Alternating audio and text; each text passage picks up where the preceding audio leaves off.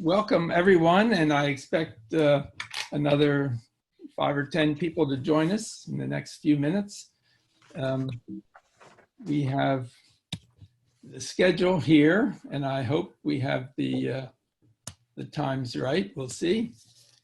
We'll try to keep on schedule. I'll give a very brief introduction, turn this over to Nancy, and then Adam Lane, who is part of the organizing committee, will give a further introduction, and then we'll begin with the 3 presentations, and then we'll have a break. We'll have another break where we create breakout rooms, and then we'll have the workshop roundtable aspect of this proposal. Here's the organizing committee. Thank you again for all your work. And a few logistics about Zoom. Glenn Johnson and Megan Glenn are hosts or with me from NIS for this session, but the organizing committee and others are also working hard. During the presentations, if attendees, all attendees should be on mute. I'll put you on mute, but if you have a question during the presentations, you can put it in the chat box. But mostly we'll handle questions at the end of each presentation, the last few minutes. During that time, you can raise your hand and be recognized. If you wish, if you haven't already, if your Zoom window has some name other than your own, you can rename it so that when we're in discussion mode, people can see everyone's name tag, a virtual name tag. When the speakers sharing his screen, you can minimize distraction by going to speaker view rather than gallery view. And at the completion of the session, we'll send you an invitation to evaluate this, but you also receive an email in a couple days with slides and more information about the day 4 of this Ingram Olkin session. That will have links to the slides and the video. Finally, I will now unshare my screen and turn this over to Nancy Flournoy. Over to you, Nancy. Okay.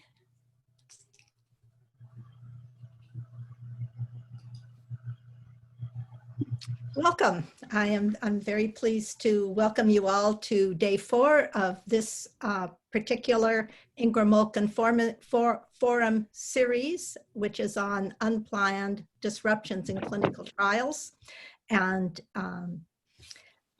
I'll just say a minute, a word or two about the series.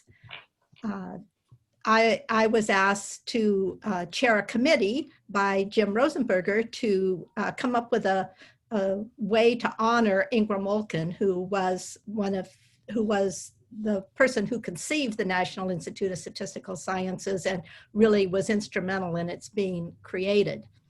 And so we had a lot of good discussion and decided that we would really focus on ignore the train in the background. I knew that was going to happen. We're going to focus on 2 of Ingram's passions. Ingram was exceedingly passionate about statistics, but more than that, he was passionate about the field of statistics. That is, how it's organized, where it sits in universities, what are the institutions that help it to perpetuate itself. He was also passionate about social justice and the role of statistics as a force for good. And so we came up with this tag, Statistics Serving Society. And the idea of these forums is not just to have speakers come to you in the traditional webinar setting, but to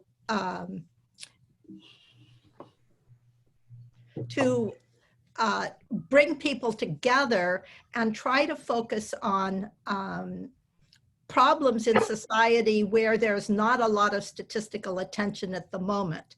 Now, it turns out that this particular topic is being picked up a lot of other places, but when we started conceiving of it, we thought there's a lot of statisticians working on modeling and other things having to do with COVID, and that focusing on this aspect of how unplanned disruptions are affecting clinical trials would be a nice place to try and bring people together, stimulate new collaborations, and try to develop an action plan for how to affect future research and public policy.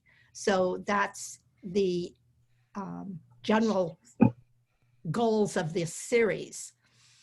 Now, we've had two days on that gave us perspectives from statistical leaders and government agencies, and those slides and talks are on the web. You can access them if you didn't hear them already. And then those 2 days were to really give us an overview of the problems that we wanted to tackle. And then these next sessions that that we've started now are to focus, to bring in people with particular areas of expertise and try to let them motivate our thinking with regards to how these tools might apply or be enhanced to address the issue of unplanned clinical trial disruptions. So September 1st, we had a session on estimand issues and missing data, and we're planning next steps for that particular avenue of thinking. And during one of the first sessions, it was Dean Folman from the National Institute of Allergies and Infectious Diseases brought up the topic of randomization tests, which we hadn't thought of originally. And I think another one or two people also brought it up. And so we have the session today that will inform us and help us consider how randomization tests can be developed in dealing with unplanned clinical trial disruptions. We're aiming our next session for October 20th, so watch for that, a notice of that. We're going to have days on group sequential designs and sample size re-estimation. I don't really mean to limit it to this. We're just bringing in people with expertise in these areas so that they don't have to be limited to these topics. It's just the areas that we were thinking of that are relevant to how to deal with unplanned clinical trials disruptions. And then a topic that was brought up also in the first 2 days of talks was the use of external data. And if anyone has suggestions for speakers, we would organize a session around that. We have one speaker identified to talk about the use of propensity scores, but we would need some additional experts to be able to make a session on that topic. So you can send email to any of the people in the organizing committee if you have suggestions. I just want to give a notice that we're starting another forum, which will also be an online series, and it will be on algorithmic fairness and social justice, and that will start September 25th, so we'll be sort of overlapping these forums with different topics now going forward. And you can find information about it. There's an event page on the NIST website, and if you can find the Ingram Olkin forum page, then it's also listed there. So hope to see you there as well. Jim Rosenberger went through the list. I have a couple of slides here that I'm not going to spend time on because they kind of duplicate what he said. We have 3 great speakers on this topic, and we have 2 really great moderators for our breakout room discussions. I will say that what we're using as a tool to try and capture the ideas for going forward with these topics is a shared collaborative Google Doc. They will be, so when you go in, you'll get randomized to a breakout room. And when you arrive there in the chat box, you will have a link to the shared, this Google Doc, and anybody can type anything into it.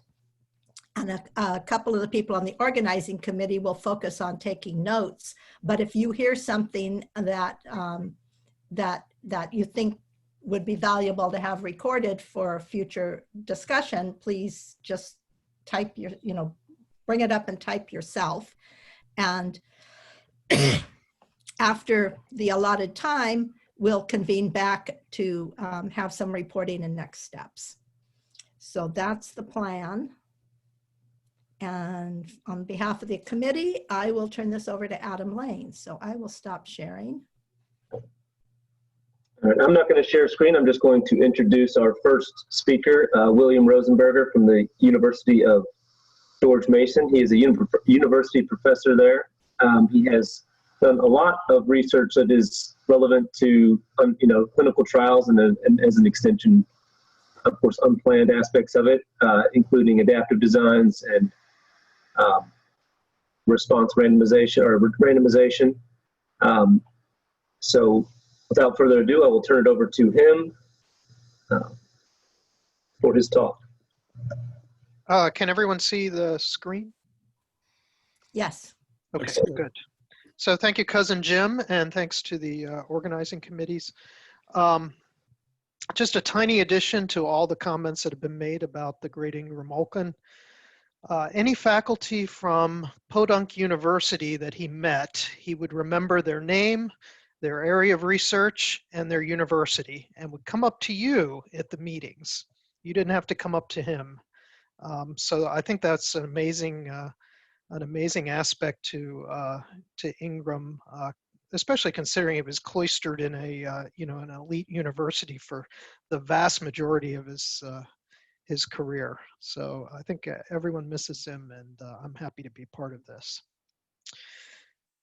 So I want to go back to one of our other greats, Jerry Cornfield. Jim, I can't see my slides because I've got all the people on my right side, pictures of people on the right side. Slide the window. Oh, at the top right, hit gallery. Oh, I did it. Okay, I got it. Thanks. Yeah. Okay, so Jerry Cornfield in 1959 wrote the following.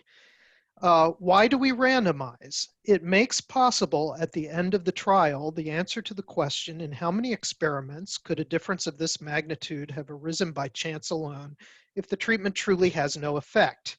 It may seem mysterious that a mathematician could actually predict the course of future experiments. All you have to do is compute what would happen if a given set of numbers were randomly allocated in all possible ways between the two groups. Randomization allows this.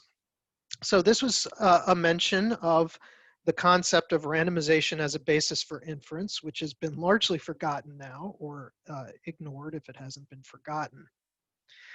So at the initial session, as Nancy mentioned, Nancy Geller and Dean Fullman and others spoke about the importance of preserving the integrity of randomization during the COVID crisis.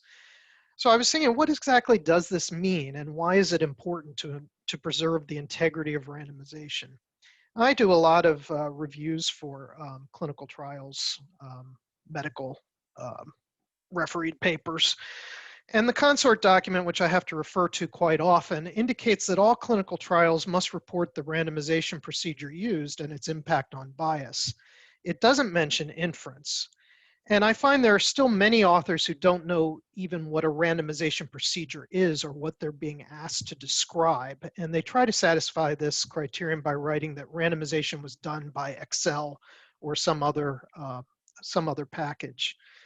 The truth is that most randomization procedures protect against subtle biases, especially in large samples. In smaller samples, there are randomization procedures that are better than others, as you can read in my second edition of my book. So what's the importance of specifying the randomization procedure? And surely discontinuing a randomized patient due to contracting COVID in a trial should not immediately interject bias by destroying the integrity of randomization. And in fact, in all clinical trials, patients are unblinded due to serious adverse events. So are people really talking about unblinding rather than subverting randomization? I do find that some people mix up these concepts all the time. So what is the point of specifying the randomization procedure and protecting the procedure against all enemies, foreign and domestic? And here's my answer, my provocative answer to this. In the absence of using randomization as a basis for inference, there is no point. So the early clinical trialists were well aware of the importance of randomization-based inference, but had limited computer resources to implement it. And now we can do it in seconds. The FDA often calls it a re-randomization test, but I still call it a randomization test or a Monte Carlo randomization test. You just modify the program used to generate the initial sequence. So unfortunately, I find that students are generally not taught randomization tests or even told that the usual population model does not apply to clinical trials. And this was even the case. I gave the Armitage lecture in Cambridge, and several medical statisticians in Cambridge, the home of Fisher, came up to me and said they had never heard of randomization tests in their schooling. And I think that's largely because many of the departments are largely staffed by modelers and Bayesians as well. So the absence of randomization-based inference from modern analyses is the principal reason I think that randomization merits only a sentence or two, and usually not two. It's usually one sentence in the medical journals. So here's an old schematic from John Olkin. I don't know where he got it from, but it's a good one. And this kind of shows us what students are taught in statistical inference under the population model, that we have two populations that follow some known distribution that depend on parameters, theta A and theta B. And then you do the procedure called random sampling. And from that random sample, you get IID samples of NA patients that follow the population distribution and NB patients that are IID that follow the population B distribution.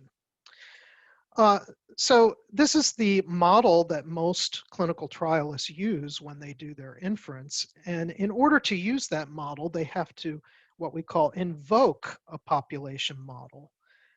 They have an unspecified patient population. They assume there's some undefined sampling procedure from which you get your N patients. And then the only random mechanism, randomization, is used to randomize the patients, and then it is completely ignored. So you get two streams of patients, and you assume that they're both IID following the distribution of these unspecified patient populations. Here's what really happens in a clinical trial. We have a completely non-random selection of patients. They're eligible, they're consenting, so they're self-selecting patients from participating clinics from which we get N patients. And then the only random mechanism in the entire process is the active randomization from which we get our NA and NB patients. So as stated by my colleague and co-author, John Olkin, the invocation of a population model for the analysis of clinical trial becomes a matter of faith that's based on assumptions that are inherently untestable. Fortunately, randomization provides a basis for an assumption-free statistical test of the equality of treatments among the N patients actually enrolled and studied, and these are called randomization tests. So the null hypothesis is very important here. The null hypothesis of a randomization test is that the assignment of treatment A versus B had no effect on the responses of the N patients randomized in the study. So this is very different from our standard null hypotheses, and students have an awfully hard time understanding this because they've never seen a null hypothesis that doesn't involve parameters from the equality of parameters from a population.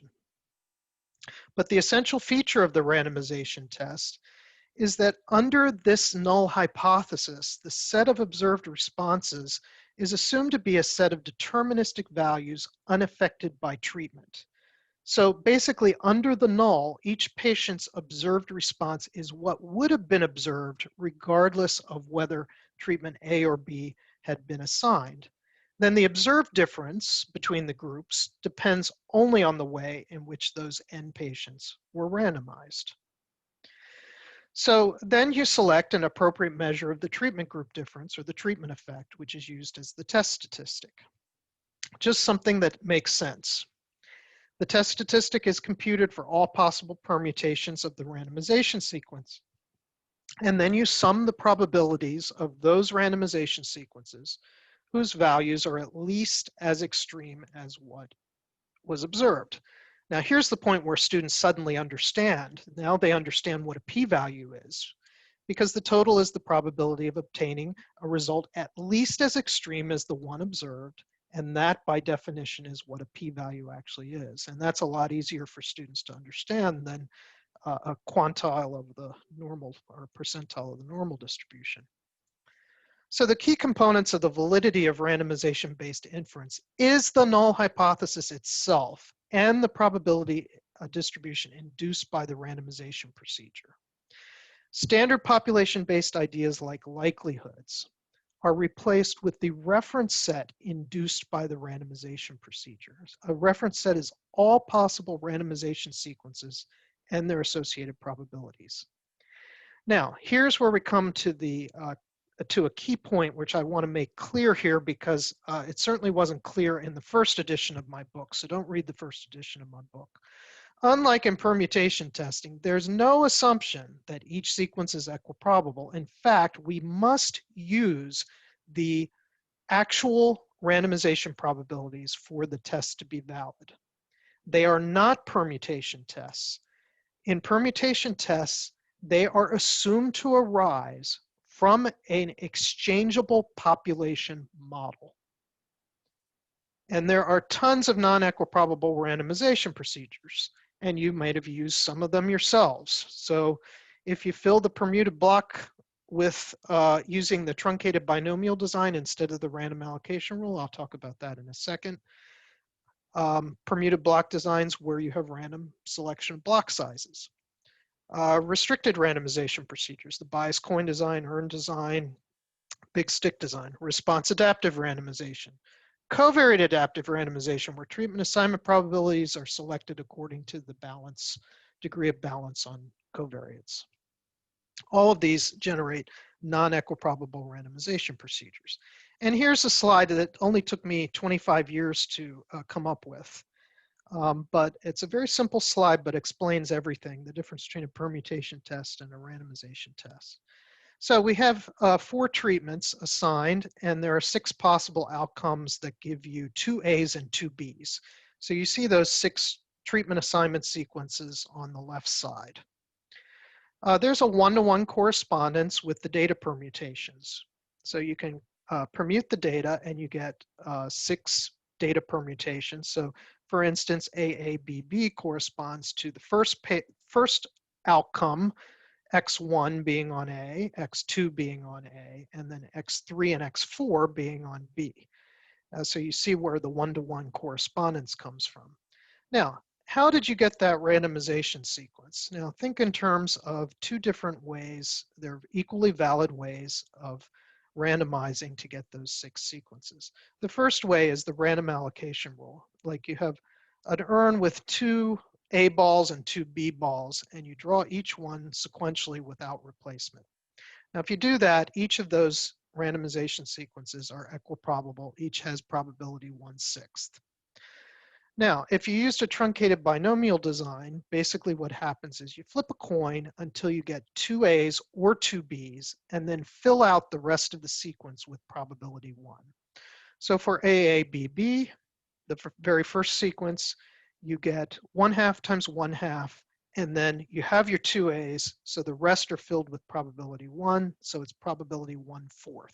You see that on the right column.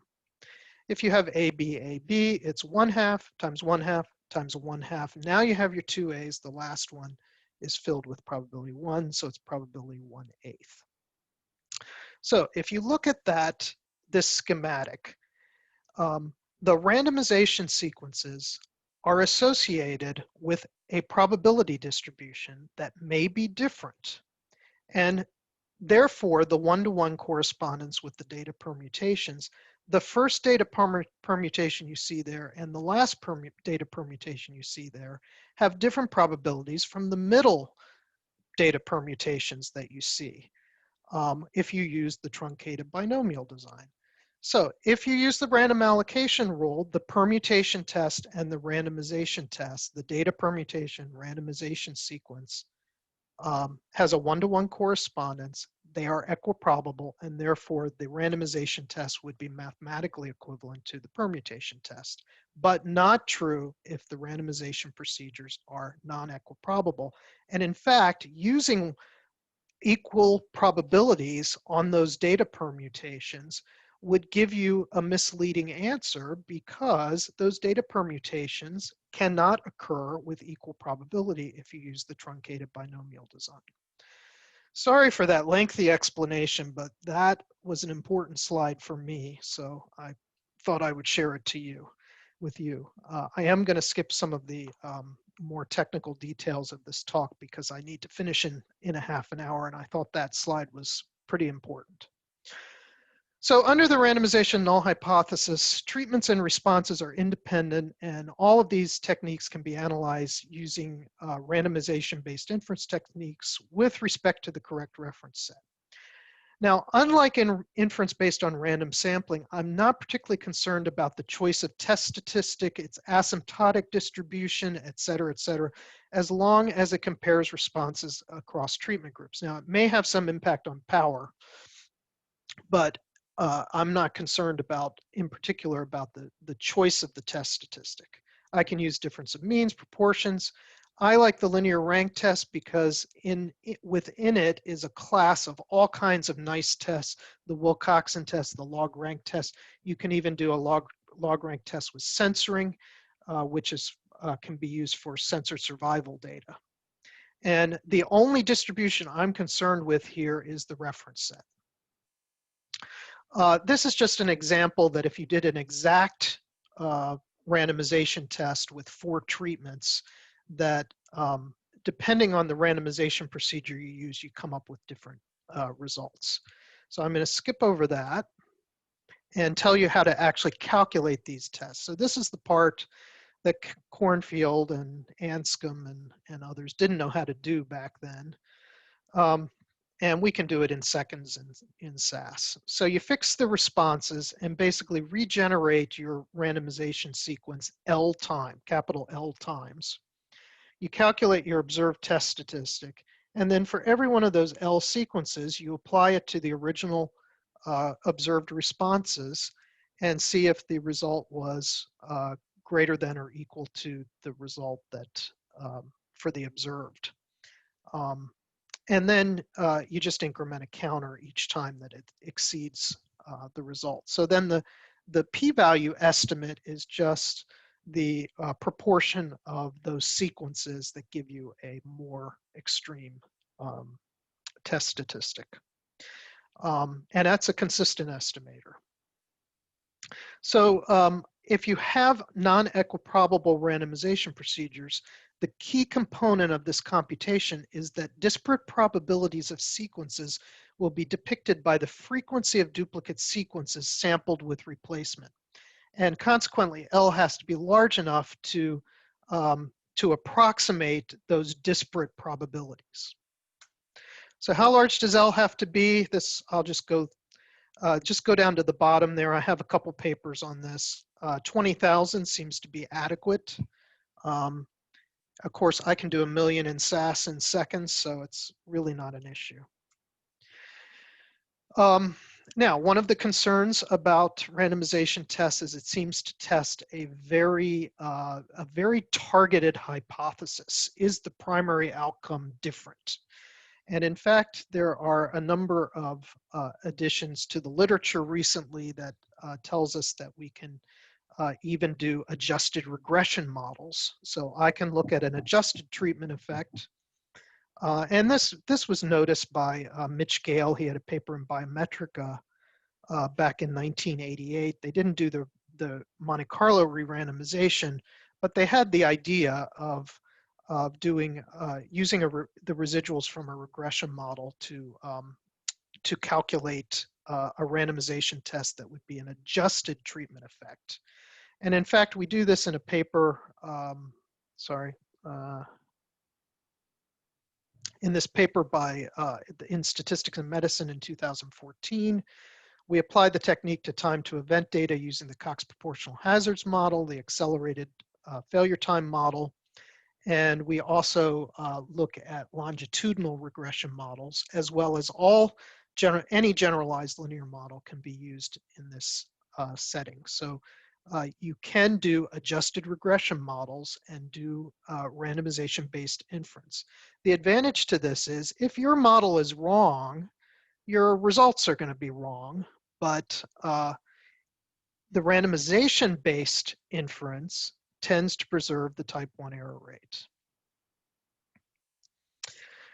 We can do group sequential monitoring using either the Landametz or Brian Fleming type of procedure to preserve the alpha level with K interim inspections. This is a much harder problem, and this appeared in the Annals of Statistics in 2012. You can see the reference here. I won't go through the details there. Chris will be concerned about how you define Fisher information under a randomization-based formulation, and we talk about that some in that paper, but I won't continue here. Interestingly enough, the fully sequential approach has no analog because the total sample size is a random variable, and so the reference set for the randomization test has to include all variable length sequences that could have been realized, and the only way to do this is to condition on n, but the stopping rule actually contains information on the treatment effect. And interestingly enough, if you go back in the literature, Armitage recognized this problem in 1952 and mentioned it in his sequential analysis paper. Covariate adaptive randomization, sometimes known as minimization or adaptive stratification. Some of you may have used them in your clinical trials. So the idea is you can incorporate more covariates than you would ordinarily be allowed just doing stratification. And if you deal with the Pocock-Simon procedure, which is fully randomized, and Rich Simon, well, let me just say that there's been a number of papers recently on how you actually analyze covariate adaptive randomization, which is not a trivial issue in inference, but Rich Simon wrote back in 1979 that an appropriate way to analyze covariate adaptive randomization is to use a randomization test. And he said, it is possible, though cumbersome, to perform the appropriate randomization test generated by, this is his Pocock-Simon design. One assumes the patient responses, covariate values, and sequence of patient arrivals are all fixed, and then simulates on a computer the assignment of treatments to patients using the Pocock-Simon procedure and the treatment assignment probabilities actually employed. Replication of the simulation generates the approximate null distribution of the test statistic adopted and the significance level. One need not make the questionable assumption that the sequence of patient arrivals is random. So Rich Simon knew all of this, and in fact, he could have given this talk back in 1979. There's nothing new in this talk, except that it's no longer cumbersome to do these things. I sent an email to Rich because I was really intrigued by this email. By this passage in his paper, and I asked him how he knew about randomization-based inference and why he thought it would be appropriate for this procedure. And he said, interestingly enough, he came from a computer science background. He did not come from a statistics background. And when he read the statistical inference literature, he didn't see anything that was applicable to randomized clinical trials. But he did see simulation-based methods that would be appropriate from the computer science area. So I thought that was a pretty interesting comment. So I just want to show you this. Simulation results are always boring, but this one won't be too boring because I'll go over it very quickly. So I did 8 different randomization procedures, and some of you have heard my talks before. I always show this slide. But it just shows some of the advantages of preservation of type 1 error rates when you have a linear time trend. So, and there's other types of heterogeneity where you preserve the type 1 error rate. So this is the setting 1 is the prime setup for the t-test. So normal 0, 1, IID. And then setting 2 adds a linear time trend into the responses. And so that screws up the t-test completely, and we'll see what it does to the randomization tests. So in the left column, model 1, that's the one that's set up perfectly for the t-test, and you see that the randomization test preserves size and power pretty well. The power was set to 93% here. So the t-test is perfect, as it should be, because the t-test was invented to handle these kind of data. And the randomization tests can lose very slight power, although I don't think 0.01 is really meaningful because of the simulation error here.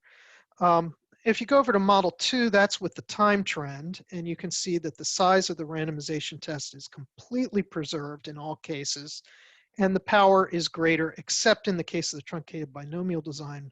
And I have a paper on why that's true. It's highly susceptible for time trends.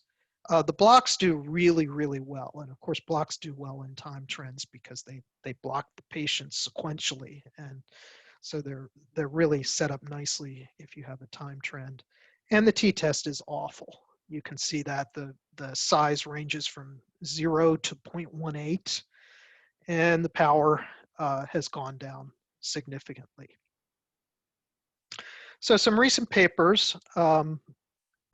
The only place I can get these things published is Statistics in Medicine in the tutorial section. Don't even try biometrics. Although I'm now the North American editor of biometrics, so maybe I can get some randomization papers into that journal. So the first one is basically a philosophical treatise with discussion, and discussants include Professor Armitage, Janet Wittes, and some others. The second paper here is a great paper by Mike, who's going to talk some about this, I guess, and that's on the validity of the re-randomization tests. The third paper is on multi-arm clinical trials. The fourth paper is on how to do confidence intervals or interval estimates. And I just like to say that all of these ideas, and perhaps, sometimes I get reviewer comments, everyone knows all this. Well, yeah, a lot of people do know this, probably. So these all have roots in papers by some of the greats, Anscombe and Armitage, and Kempthorne knew everything. He didn't know how to compute them. I'm not even sure he knew how to use a computer. But all of Kempthorne's books have all the answers to everything. And I'd just like to say that these should be ours. We should grab these because randomized clinical trials are perhaps the most perfectly suited experiments ever invented to take advantage of these simple, powerful, and type 1 error preserving methods. So now I want to get to a more philosophical thing, and that is if the analysis of clinical trial is based on a randomization model that does not in any way involve the notion of a population, how can results of the trial be generalized to determine the best care for future patients? Well, Vance Berger has a very good paragraph that answers this in one of his articles. I think that was in Statistics in Medicine too, back in 2000. He argues that the difficulty in generalizing to a target population is a weakness not of the test, but of the study design itself.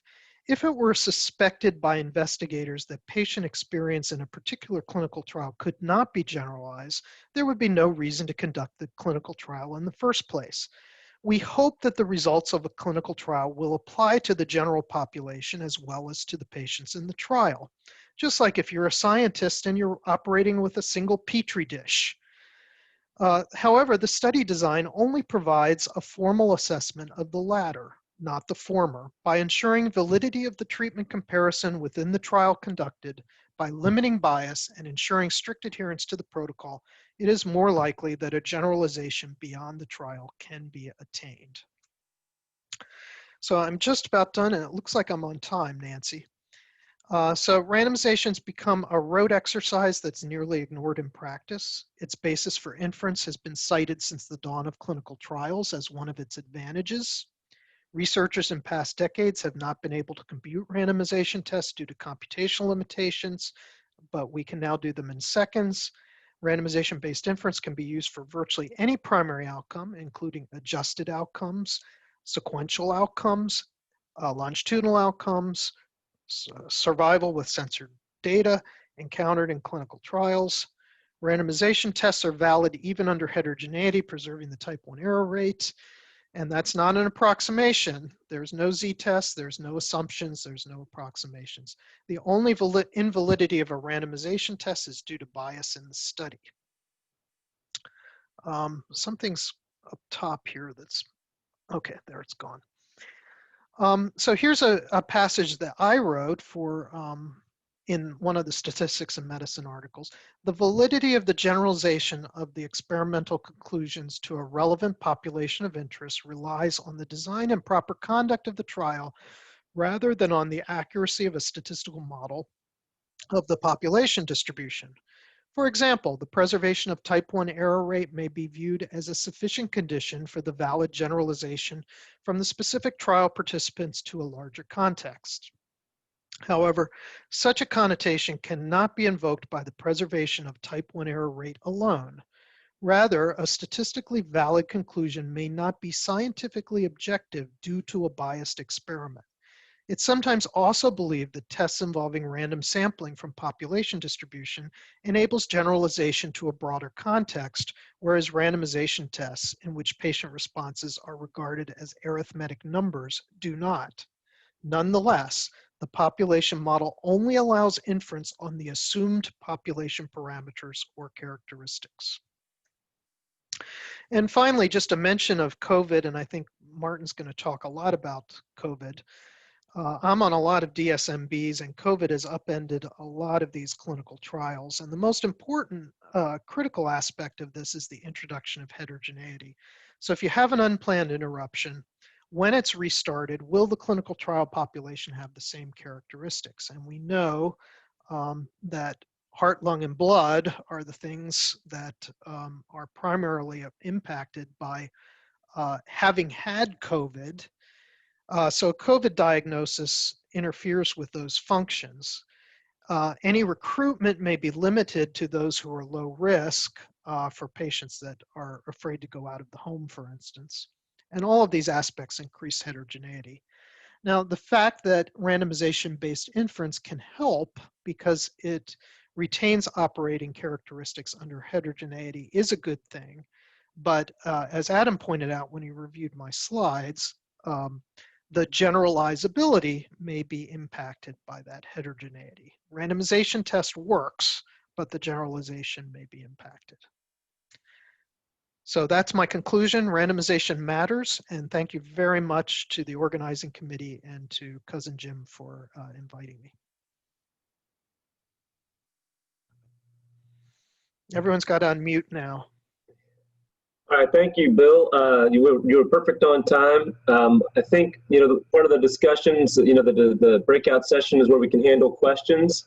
So if anyone has a question, I would ask you to put it in the chat box, and we can get to it in these breakout sessions. And so then I would ask our second speaker to prepare. It is our second speaker of the day is Martin Posch. I hope I said that right. Posch, maybe. He will be talking on salvaging type 1 error rate control by randomization tests when your trial is affected by COVID. Martin is a professor at the Medical University of Vienna. and has done extensive work on adaptive designs and multiple testing that are related to clinical trials, and has some papers on randomization-based inference. So Martin, I'll turn it over to you. Yes, thank you very much for the kind introduction. Also, thanks to the organizers for inviting me. I will mainly refer here to work I've done a couple of years ago together with Mike Brochan on unplanned adaptations with randomization tests, and try to relate this a little bit to the questions that arise now with COVID-19. And I think that's already now mentioned by Bill, and on his last slides, the impact of COVID-19 on trials can be quite manifold. And I think one of the biggest problems is probably the impact on the estimate that's actually tested in the trial due to the change in the patient population. So Bill mentioned the generalizability. So we may make a conclusion just for a different population. The course of the disease, which is targeted in the trial, may be affected by COVID-19. The efficacy of treatment may be affected. So I think there is quite a wide range, which will in general be very difficult to actually address purely with statistical methods. I mean, there are also more direct impacts, for example, on the problem of recruitment, and this is what I will focus here on, is in settings where the originally considered primary endpoint cannot be assessed as planned, but has to be replaced by another endpoint, for example. And the regulatory agencies, they have published guidances, methodological statistical guidances on how to address the potential impact of COVID-19. And one important aspect of that is that they recommend to do blinded data reviews, so to look into the accumulating trial data and sort of to base also decisions on adaptations based on such a blinded review. And they also point out that sort of keeping the blind and not accidentally unblinding is important to avoid bias. And you can see this in the guidance of the European agencies, similar also with the FDA, which also sort of propose to look at summaries pooled over treatments, so looking at the blinded data to identify problems and maybe then address these by appropriate adaptations. So the disruption can make it unfeasible to continue a trial as planned, and adaptations may become necessary. And the question then is, what is the potential impact of such adaptations on the clinical trial? And from a regulatory point of view, what is of one main concern is, of course, the impact on the false positive rates of hypothesis tests. Also, of course, then the bias on estimates. And what we know is that if we perform adaptations to a clinical trial and the adaptations are based on external data only, then this will have no impact on the type 1 error rate, given that we use hypothesis tests and trial designs which control the unconditional type 1 error rate. On the other hand, the other extreme, if we perform an unblinded comparative data review and base adaptations on that, this can lead to a substantial inflation of the type 1 error rate. We also know that if we do blinded reviews where we estimate nuisance parameters, so for example the variability, and then reassess the sample size based on these blinded estimates of nuisance parameters, that this does not inflate the type 1 error rate. There's a series of papers by Maynard Kieser and Tim Friede, for example, that look at these types of designs. But this is not really the situation we are now in the setting of COVID. It's not just about the blinded estimate of a nuisance parameter, but the question is much more, is what happens if we now base the adaptation decision on the one hand on external information, which is independent of the trial, but also on the overall blinded clinical trial data, and which is sort of the full data set, but where we just remove the treatment labels. And since this is a session on randomization tests, the question is also what's the impact sort of on randomization tests if we do these types of adaptations. And just to see that, that this is actually a problem that occurs in actual trials here, and an example of a medical device trial where a device, this in-space balloon, is tested in a randomized trial with on a shoulder surgery, where the planned sample size is 221. It's also a group sequential trial with possibility of early stopping. It is blinded, as blinded a surgical trial can be. And the primary endpoint is this constant shoulder score, which is recorded at 12 months at a hospital outpatient visit. So this constant shoulder score has to be determined by a clinician. Now, the impact of COVID-19, on the one hand, it's delayed recruitment since elective surgeries were cancelled for a certain period of time. But more importantly, it's a disruption of follow-up data collection for the primary endpoint. So also for patients that already had their surgery a year ago, since they could not attend their planned appointment. So it was decided to change the primary endpoint from the constant shoulder score to the Oxford shoulder score, because this does not require an examination by a clinician, but can be determined over the phone. Now, the actually planned analysis is uses parametric test, but let's assume here that at the end of the trial, we will use a permutation test performed with the adapted endpoint.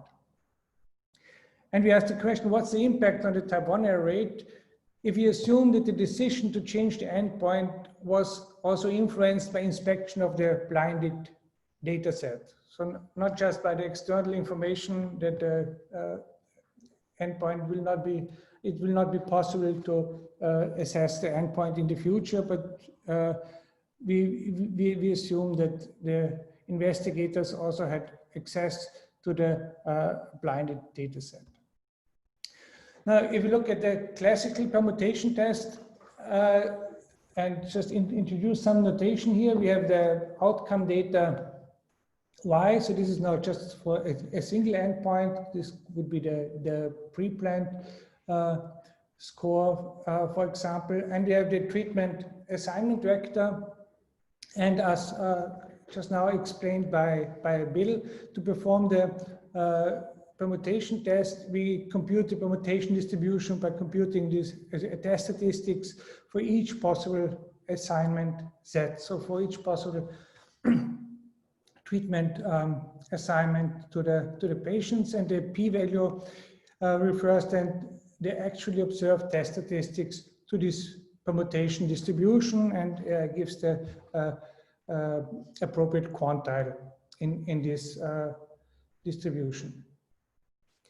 And this permutation test is valid under the null hypothesis of independence of the outcome Y and the treatment allocation.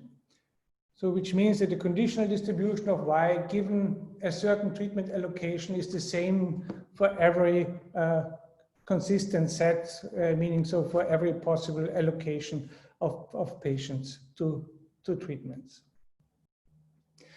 Now let's look at the adaptive permutation test. So what happens if we add adaptations to that? And let X denote here the trial data examined before breaking the blind. So this is the trial data the investigator has available to make the decision on which endpoint to choose. So this includes the data on the primary endpoint, can include the data on the secondary endpoint, can include the data on other endpoints, but it does not include the treatment labels. And now based on X, it is decided if the primary endpoint is switched from the predefined endpoint Y to an alternative endpoint, so some other endpoint in X. And then for the selected endpoint, the permutation test is performed just as before.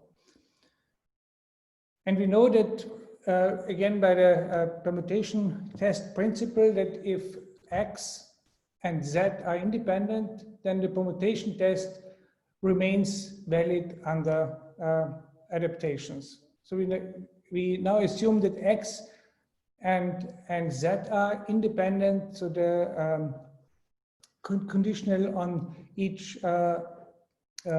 X, each treatment allocation has the same probability. And then the permutation test controls the level conditional on the observed data X. And also the adapted test will control the level, and this follows because the adaptations are a function of X as well, and because the control of the type 1 error rate is conditional on X. And one can also extend this if one uses also external information which is completely independent from the trial. The type 1 error rate will also be controlled, so by a similar argument. And it can furthermore be extended if we assume that the endpoint is adapted in an interim analysis. In this example, we assumed here that it's the endpoint is changed at the very end of the trial. But the same argument can be used for a change in the interim analysis, then just part of the data is used for the adaptation. And one could also change the test statistics adaptively and would still have control of the type 1 error rate. So does this imply that when we use a randomization test, we are free to choose the endpoint based on the blinded data? It turns out it's not as simple as that, and here's a counter example that shows what can go wrong. It's quite an extreme example. So example with 3 endpoints, a clinical trial to treat for a treatment of AIDS. So we have 3 endpoints: mortality, a serious AIDS event, and the third endpoint would be the level of experimental drug in the blood. Now, obviously, if we know the level of study drug, this completely unblinds the investigator. And if the investigator looks at this blinded data set, one can easily compute the treatment effect estimates for each of the endpoints and choose from the 2 endpoints the one with a stronger observed treatment effect. And it's clear that this will lead to a biased test and will increase the type 1 error rate of the randomization test, similar as also of each of every parametric test. So what goes wrong here? Well, the conclusion we would like to make is that the treatment improved the adapted outcome.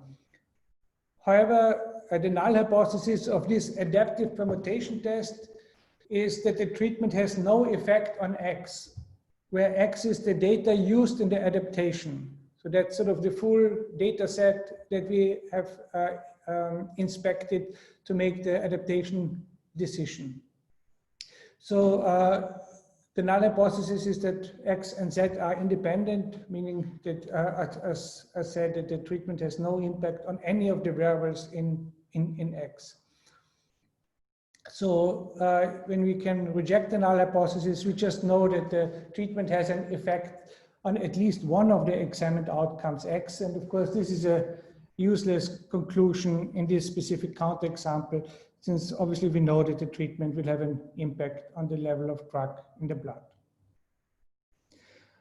Well, we could say, well, that's an extreme example where the investigator had access to the full data set, but with the patient level information, is the problem ameliorated if we can just look into summary statistics?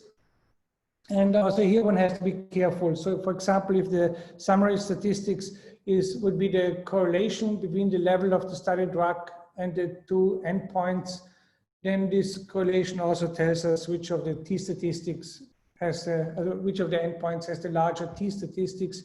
And also then this would lead to an inflation if we base the decision on these correlations. And if you look at higher dimensional examples, one can find counterexamples even if you just look at univariate summary measures of the variables.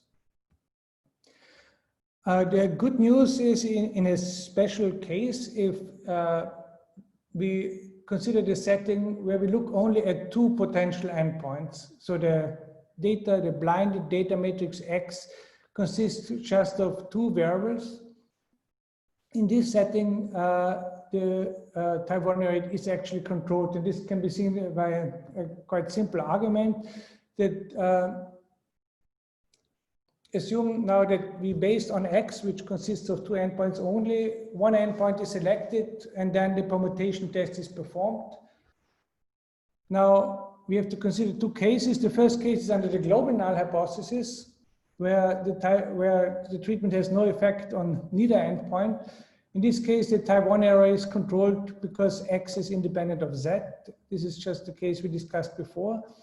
Well, in the other possibility where type 1 error can occur is if there's an effect in one endpoint, but in the other, the null hypothesis holds. So assume that the effect is in the first endpoint, but there's no effect in the second. Now, for a type 1 error, you would have to select the endpoint 2 and its permutation test must be significant. However, this probability is bounded again by alpha, because essentially we just make just one test for one true null hypothesis in this setting, and therefore we cannot inflate the type 1 error rate. So in this special case where we have two endpoints, actually the permutation test will control the type 1 error rate, even if we adaptively choose the endpoint based on the blinded data. Well, what was assumed also here that we have no missing data. Of course, missing data can be a problem also for randomization tests. It can also lead to a partial unblinding. But obviously, this is not specific now for this adaptive test. We know if you have informatic missing data, this will always generate bias. Another example where a bias can occur is when we have knowledge of the per arm sample sizes. So we assume here that we have just observed a single endpoint, but in addition, we can also observe the sample sizes in each treatment group. So here's a simple example where you have a binary endpoint, and say a test is planned with 3 patients per arm, so it's a very small trial, and 3 patients have already been recruited, and you have observed no event overall, but you know that the sample size in the placebo arm is 3, then of course you already know that there have no events been observed in the placebo arm, and so you're partially unblinded just by the knowledge in this case of the interim sample sizes in the 2 treatment arms. And here there's a workaround. These are stratified permutation tests where essentially the sample size is kept fixed in each arm at the time of the interim analysis. But I think other Mike will talk more about this in his presentation. So what we have seen is that these randomization tests are not a clear solution to the problem of blinded adaptations, and an investigator inspecting the blinded data and basing adaptation decision based on this analysis has still the potential to actually increase the type 1 error rate. So what are other possible solutions? And one approach are the adaptive designs that have been proposed for the case for unblinded interim analysis. And they can also be applied, of course, if the interim analysis was done in a blinded way. They are very robust and control the error also if the adaptations are based on secondary endpoints and safety endpoints on the full data set X, and also not require that the adaptation rule is pre-planned. There are essentially two approaches. One is based on combination tests and the other on the conditional error rate principle. There's some recent work on to extend this conditional error rate principle to randomization tests by Florian Klingelmüller, a former PhD student of mine. Unfortunately, it turns out that this approach cannot be applied in this specific situation where we want to change the endpoint. It works well for sample size reassessment, so I will focus on the other approach here, on the combination tests. And the combination test principle is here just a schematic. So it's the idea sort of a trial that's performed in two stages, where you, after the first stage, compute the first stage p-value, and then as in a group sequential trial, you have the option to early reject the null hypothesis or retain the null hypothesis. And if none of the rejection boundaries at the interim analysis are met, the trial continues to the second stage, and now there's the possibility of an adaptation, change the sample size, but maybe even change the hypothesis one is testing. And then at the second stage, one again collects data, computes a second stage p-value q, and then combines these two p-values p and q. The important thing is that the second stage p-value is computed from this second stage data only. So it's not a cumulative p-value, but just from the second stage. And then based on this combination of the first and second stage p-value, the test decision is made. Yeah, there have been several proposals for combination functions. The simplest would be Fisher's product test, just taking the product of the p-values, or the weighted inverse normal test, where a weighted sum of the inverse normal quantiles of the stage-wise p-values is used as the test statistics. To compute the critical value, it has been shown that one can assume here that the two p-values are independent and uniformly distributed, and this gives then the level alpha condition here, where you have the probability of rejection in the first stage and the probability to continue into the second stage and to reject finally in the second stage. And this determines sort of the this is the level alpha condition to get the critical values. This is a very general principle. It works for parametric tests. Of course, it works also for randomization tests, where the p-values come from two randomization tests based on the stage-wise data. What's important that if different hypotheses are tested at the two stages, for example, because one changes the endpoint, then the combination test tests intersection hypothesis only. So no treatment effect in both endpoints. However, using the closed testing principle, one can construct a test controlling the one error rate also for the selected hypothesis. And if we now look at the specific testing strategies, we have to consider two scenarios. One is where the second endpoint was already included in the pre-planned multiple testing procedure. So for example, the hierarchical test was planned to first use the primary endpoint, and then if this is significant, we would test the secondary endpoint in a hierarchical way. The other setting would be where the alternative endpoint was not part of the original primary analysis, and it was just decided at the interim analysis to choose this second endpoint. And based on the scenario, the test would be performed in the following way. So we have PQ, the stage-wise p-values of the original endpoint, and P prime, Q prime, the respective p-values for the adaptive endpoint. So if in the interim analysis we decide that we would just continue with the original endpoint, then we would just perform the pre-planned combination test, just combining these two p-values, and could reject if the value of the combination function is smaller than the critical value. If we decide to change the endpoint, then the analysis strategy will depend if we had pre-specified the new endpoint as secondary endpoint. Then we have to perform two tests. One is the test for the intersection hypothesis, is where we could combine the p-value from the original endpoint with the p-value of the adapted endpoint. And in addition, following the closed testing principle, we also have to perform a test for the elementary hypothesis, which is now again a combination test where we just combine the first and second stage p-value for the alternative endpoint.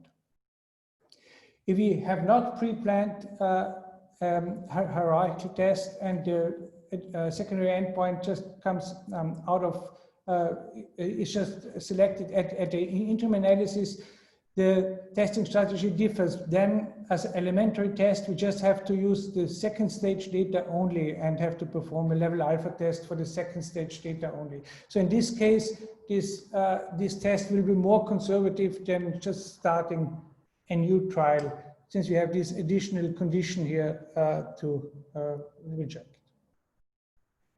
So this adaptive combination test controls the level alpha. In the case, of course, where a combination test was planned up front, in the COVID setting, this might not be the case if no adaptations were planned. However, if it's completely decided externally to perform now the interim analysis without the prior data inspection, then no inflation will occur if this is introduced afterwards. Actually, for a parametric test, as mentioned, there's also this other principle, the conditional error rate principle, which at least asymptotically can also handle adaptations if they were not planned a priori and if they were completely unplanned. And as mentioned, there is also some work to extend these to randomization tests. So to sum up, I discussed here sort of a very simple scenario where we have a clinical trial with a single primary endpoint and a superiority null hypothesis. Things get even more complicated in settings where we have non-inferiority tests, where even under the null hypothesis, the blinded data reveals information on the treatment allocation, even if we look only on the primary endpoint. Then, of course, it's not only testing we're interested in, it's also estimation, and that's also an important topic. What's the impact of blinded adaptations on estimation? And then we are not just looking at one endpoint, and sort of also have to look at other analyses that are done in the trial and the impact of adaptations on these. So overall, I think the permutation tests are not sort of the complete solution in this setting of unplanned adaptations, even if we looked only into the blinded data. Strategies that one could recommend, I think one is to just restrict the set of variables under consideration, so not inspect the full data set, but just those variables that are actually of interest and where the projection of the global null hypothesis would still be of interest. We've seen the special case of two endpoints where there's no inflation of the type 1 error rate. If you have more than two endpoints, then one can consider just looking at this as a multiple testing procedure and use closed testing to address potential inflations. And of course, as mentioned, the toolbox of adaptive designs for unblinded interim analysis that will allow full control of the type 1 error rate. Thank you very much.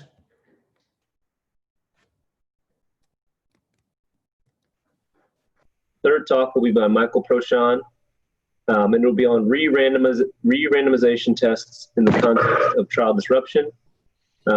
Michael Prochon is with the Biostatistics Research Branch at the National Institute of Allergy and Infectious Diseases.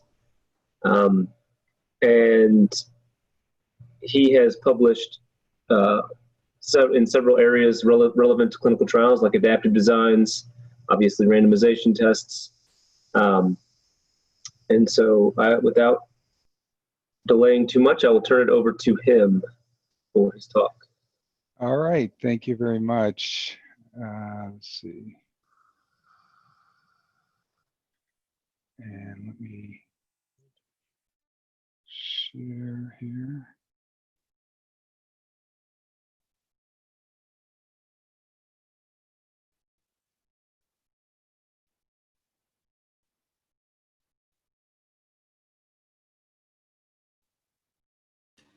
Okay, let me go back to the beginning. Go full screen and we're ready. Yes. All right, so thank you very much for inviting me to give this talk. I changed to randomization tests since that's the term most people use instead of re-randomization tests. I also should point out that you know, Martin Posh emailed me last week and said, hey, we're talking in the same session on the same topic. We better make sure that there's not too much overlap. So I changed this to try and not have as much overlap. So I wanted to start with a pre-quiz. This is just 2 questions, true or false questions. First one is randomization tests do not allow generalization to the population, whereas t-tests do.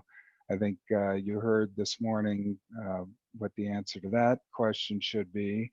And question 2, if I look at blinded data and I see a bimodal distribution, and I know that under the null hypothesis it should be unimodal, that will unblind me and A, cause alpha inflation, and B, have other negative consequences. So think about those. We'll come back to that at the end. So blinded adaptations have been used for a long time, going back at least to the early 90s of Gould and Shi, who proposed combining the the pre-specified treatment effect with an estimate of either the overall event probability in a binary outcome trial or the lumped variance of all the observations, treatment and control, to see if the assumptions are original sample size assumptions were correct and possibly change the sample size. But those are pre-planned adaptations, and we are going to concentrate on trial disruptions, which are not pre-planned.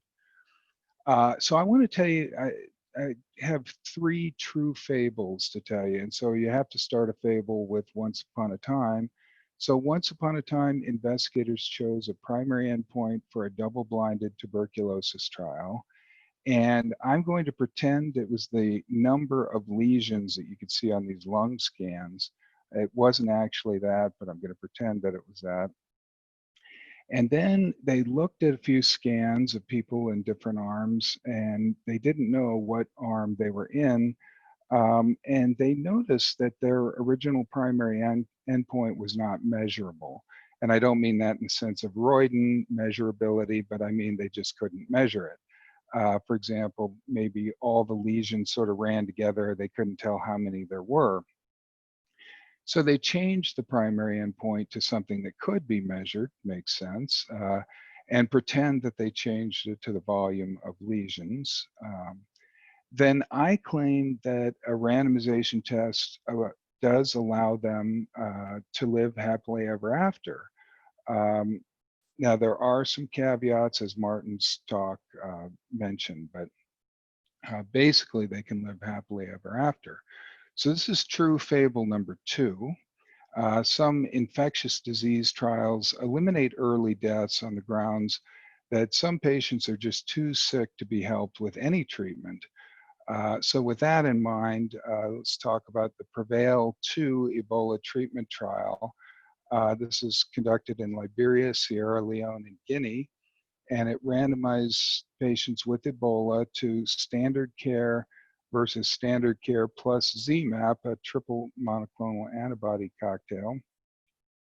And the primary outcome was 28-day mortality. And this trial ended early because the epidemic ended. But there was a suggestion at some point during the trial to, again, eliminate early deaths on the grounds that those are patients who couldn't have been helped by any treatment.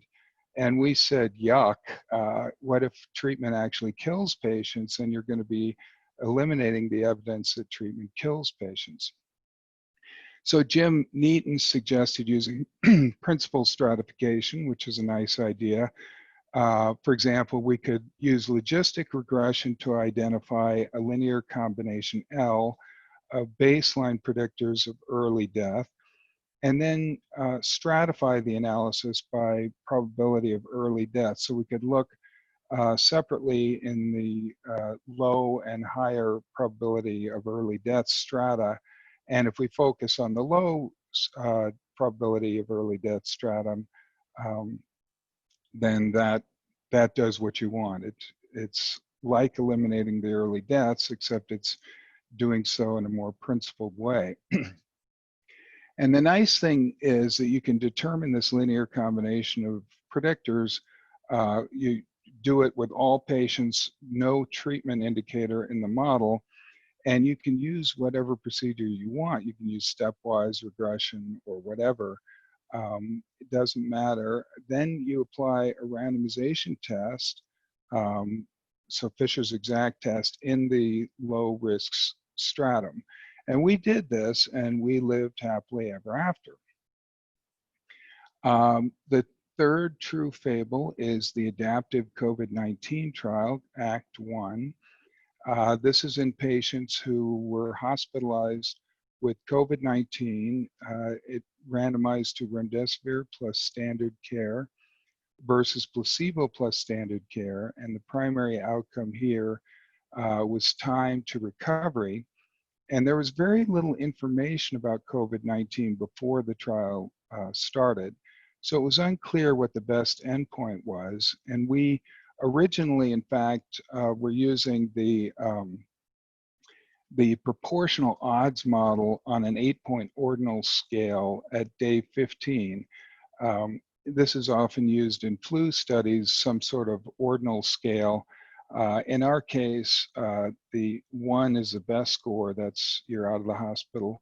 8 is death, the worst score. And the model assumes that the treatment to control odds ratio of getting a score of S or better is the same for different values of S.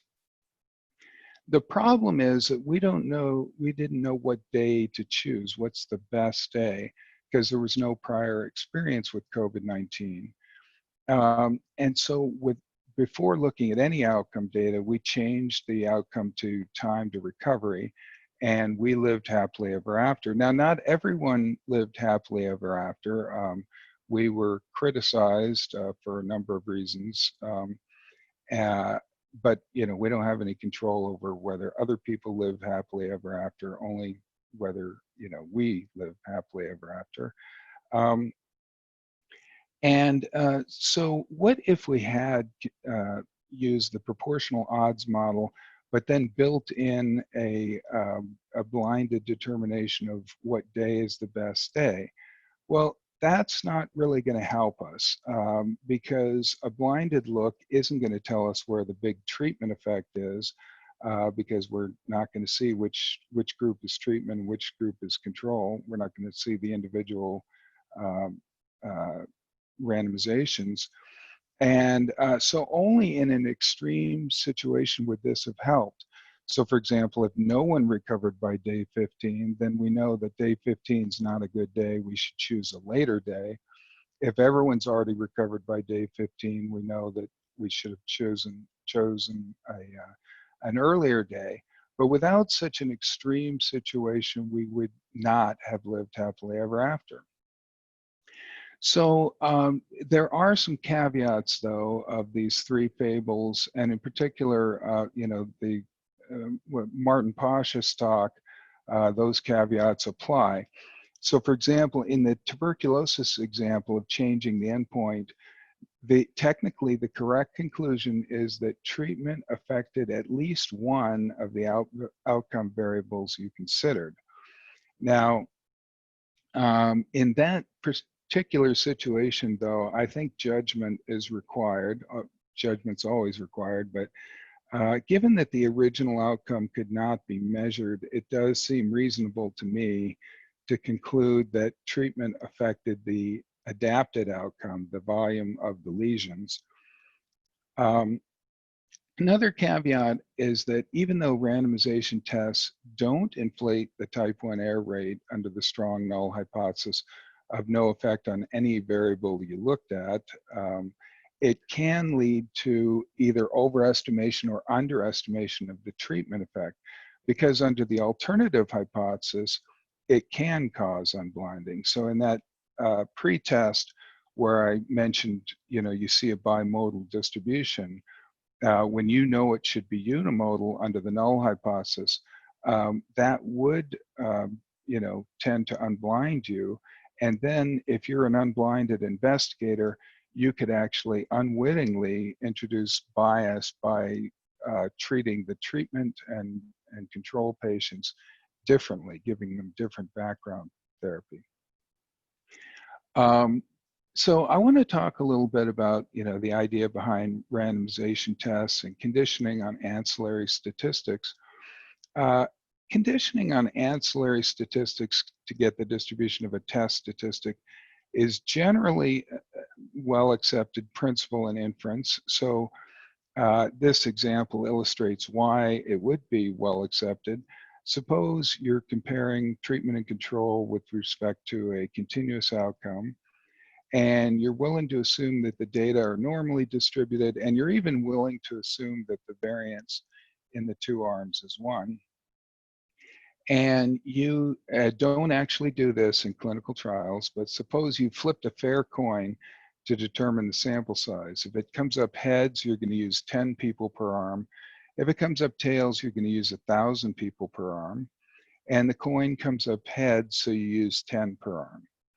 Now, no one would advocate that, you know, to get the proper distribution of your estimator, the difference in sample means, you need to take into account that the coin could have been tails, so that the sample size could have been 1,000. No one would do that.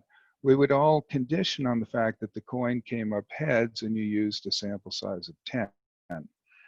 Randomization tests follow sort of a similar kind of logic. Without seeing the treatment labels, the data are giving almost no information about the treatment effect. And so why not condition on the data? Now,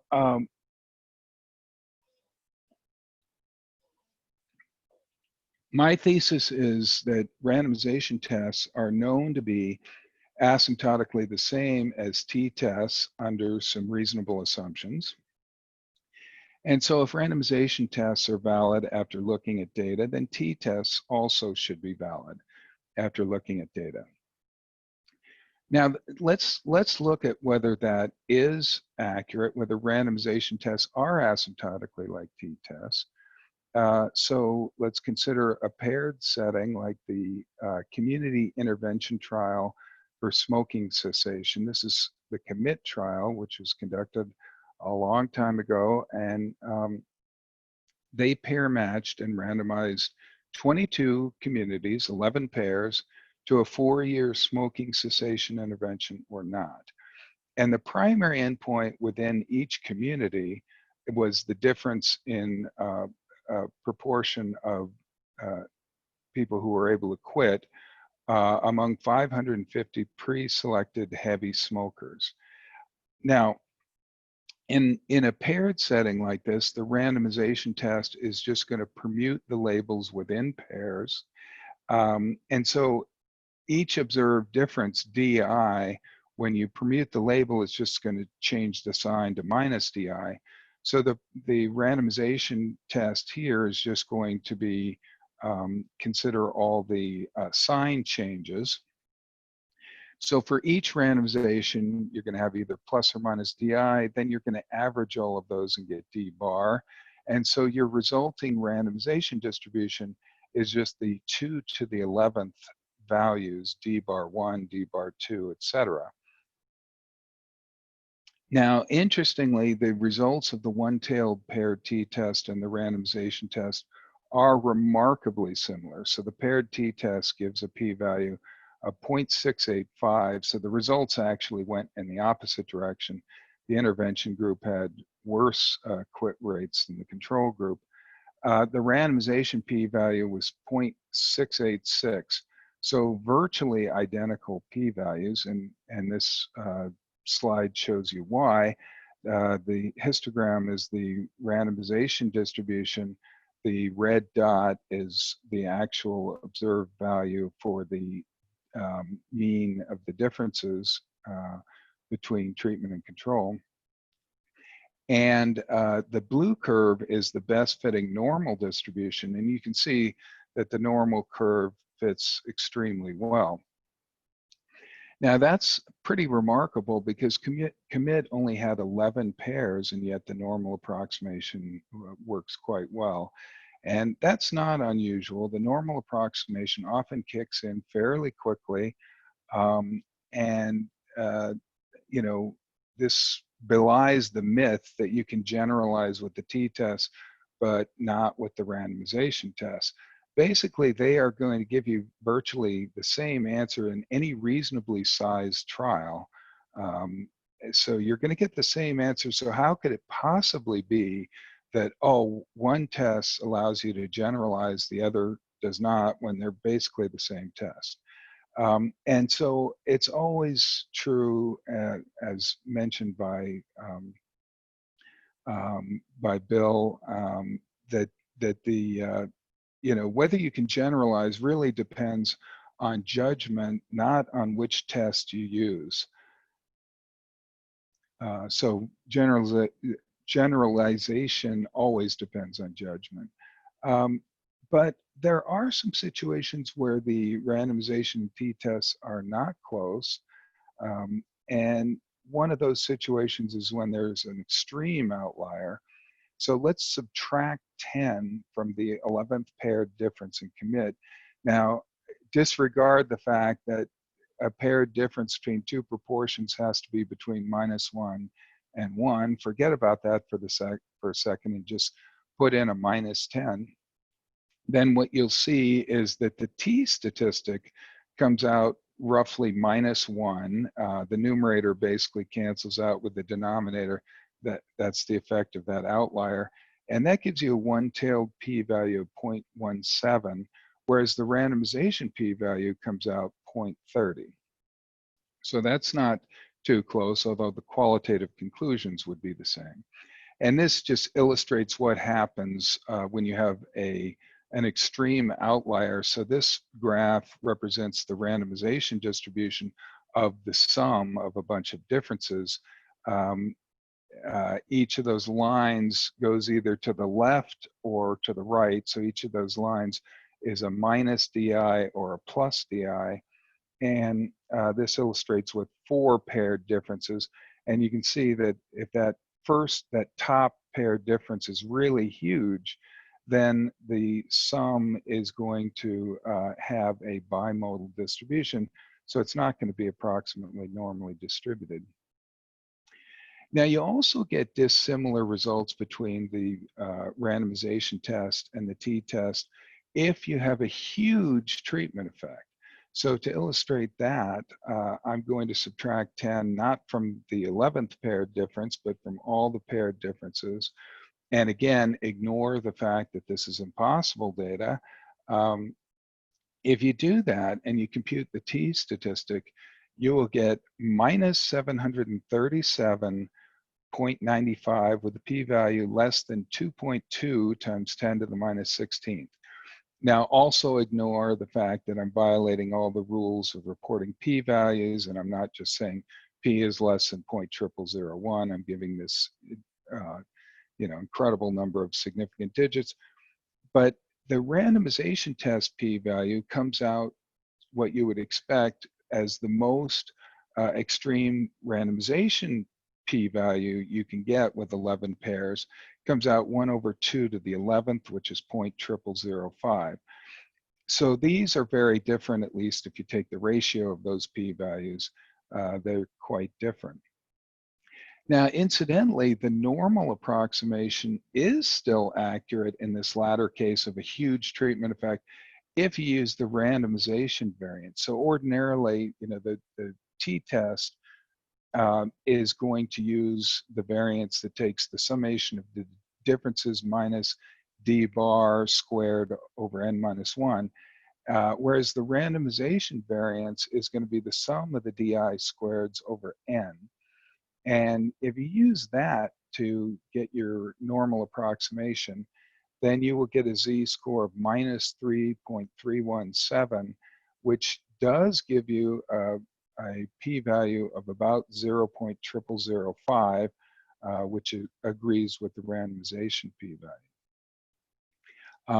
And also we have an example, an exercise in our probability book with Pam Shah regarding the effect of an outlier on t-tests and permutation tests. Now, there's a beautiful connection between the randomization test and the t-test. A randomization test is in this paired setting is fixing the absolute values of these differences, or you can think of them as fixing the squares of the differences.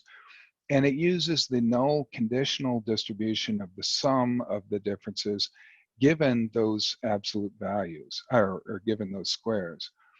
And asymptotically, the randomization distribution is approximately normal, and it depends on these squared differences only through their sum. So what do we have here? We have, if we divide by the square root of the sum of the di squareds, then the randomization distribution of that quantity it depends again on the sum on the di squareds only through their sum, and because we're dividing by the standard error, that conditional distribution is approximately normal 0, 1. So in other words, the conditional distribution of this modified t statistic, where we divide by square root of the sum of the di squareds, given the sum of the di squareds, it doesn't depend on the sum of the di squareds. It's normal 0, 1, irrespective of the sum of the di squareds. And so that's telling us that asymptotically, this modified t statistic is independent of the denominator, of the square root of the sum of the di squareds.